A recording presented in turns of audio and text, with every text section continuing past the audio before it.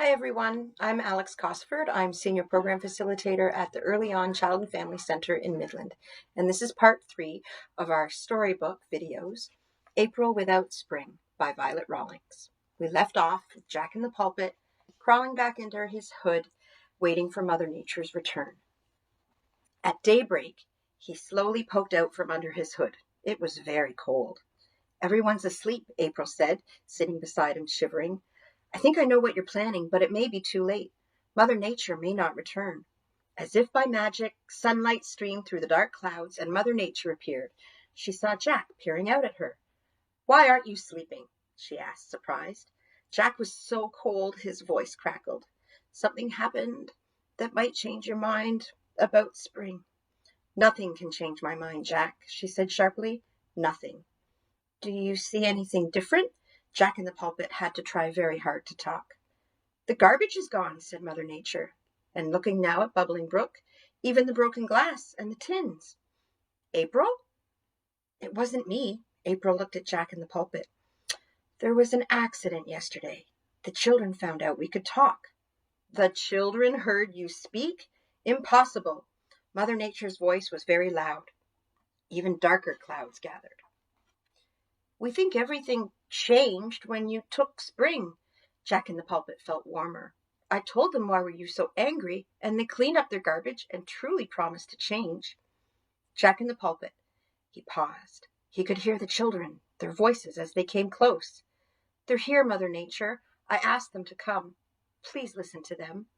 The children stopped and stared when they saw Mother Nature. Emily giggled and ran to Mother Nature. "You're just as I imagined. My name is Emily. You are so beautiful. Are you bringing back spring? Do you like how we cleaned up our mess?" Mother Nature didn't know which to answer first. "Hello. I see you've been trying to make amends." "We've been talking and talking," cried Emily happily, "and making plans to help teach all the other kids to look after the forest and everything." "I don't know, Emily. You weren't the first to make me angry. There are so many who care little about whether the forest or the planet—" Mother Nature hesitated. Jack in the pulpit was now feeling very warm, and he poked out a little further. "They can do it, Mother Nature. Please." He pulled himself up very tall. "The children didn't mean any harm and promised to look after the forest. I'll help teach them. Please let spring stay." Dylan smiled and said with enthusiasm, "Jack told us how everything working together makes ecology." "And not to light a fire," said Emily, "or leave one burning, or take leaves, or break trees." She was very excited. "We promise," said Logan. "Please let spring stay." The forest creatures, warmed by Mother Nature, roused and began pleading with her. Willow shook fresh snow from his branches. "Please, Mother Nature, I believe the children." "Me too," said Red Squirrel. He was still sleepy. Bubbling Brook pushed aside ice that Jack Frost had just made. "They helped me." Mother Nature's frown turned to a smile. "Springtime is supposed to be a happy time, I guess. I guess it's time to return spring." She waved her hand. Winter vanished, and dark clouds were replaced by blue sky. Spring suddenly appeared. She smiled and then began to laugh as she touched each creature and every inhabitant of the forest. One by one, tiny plants emerged through melting snow as she moved amongst them.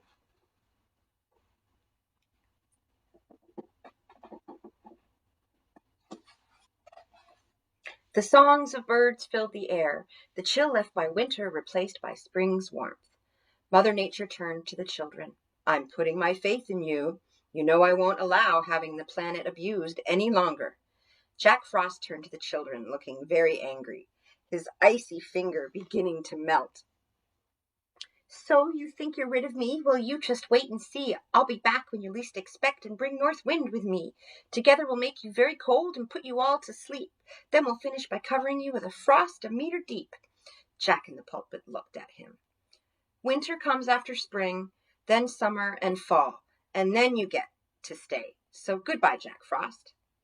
"Jack Frost," said Mother Nature, shaking her head, "for someone who does such beautiful ice sculptures, you are such a bully." "Stop your nonsense," she said. They all knew Jack Frost would be back with winter, and by then they'd be ready to sleep until spring. bubbling brook gurgled. Birds sang and flowers stretched toward their faces to the sun. Emily shouted above the happy noise of the forest. "What else can we do to help?" "Just learn how to keep the planet healthy," said Mother Nature. "We promise we'll take care of the planet and we'll help all our friends and we'll never ever forget," Emily agreed. "Oh, but that could be a problem. I'm afraid I must make you forget. That way you cannot tell anyone what you've seen or how you've talked to the forest creatures," said Mother Nature. She reached into her pocket, removed a handful of sparkling dust, and swirled it about the children. "Done," she said. The children looked sad, but Mother Nature continued. "Don't worry. Whenever you enter the forest, everything will be as it is now, and you'll remember everything. Does that seem fair?" "Oh, yes, Mother Nature." Now the children were happy. "I'll be back, and expect to see progress." Mother Nature swept up Jack Frost, Winter, and North Wind into a cloud of ice crystals and disappeared. Emily looked so upset that Jack in the pulpit asked, "What's wrong, Emily?" "What if we never see her again?" she said, with her eyes filling with tears. "You'll see her in action every day. Deep inside, you will always remember," assured Jack in the pulpit. "And you still have us." Willow, looking grand now that tiny leaves were appearing on all his limbs, shook his branches to get everyone's attention.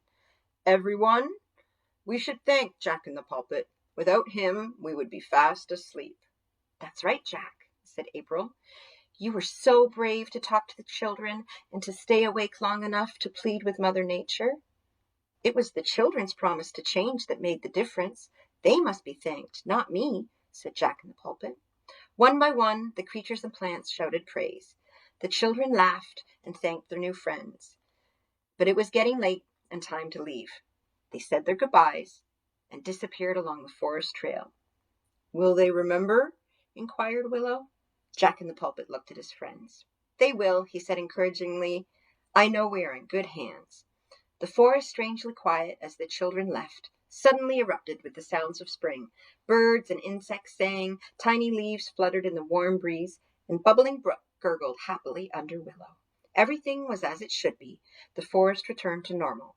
Everyone thankful that not only was it April, it was finally April with spring. The end. Thanks for joining me. Bye.